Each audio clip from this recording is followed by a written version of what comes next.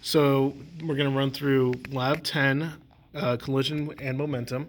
What you need for this are your red and blue cart, two cart masses, a level, your cart tracks, 2 meters long, and then two end stops on each end. We're going to do 5 collisions. The first, so these carts have magnets in them so that they can magnetically bounce to simulate an elastic collision, and they can stick together with the Velcros for an inelastic collision.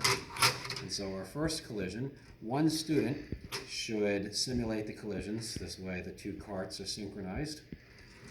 And so there's our first collision, second collision, our third collision,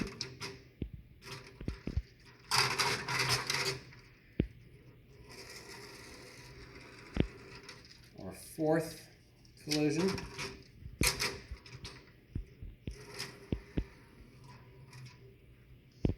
and then our fifth collision.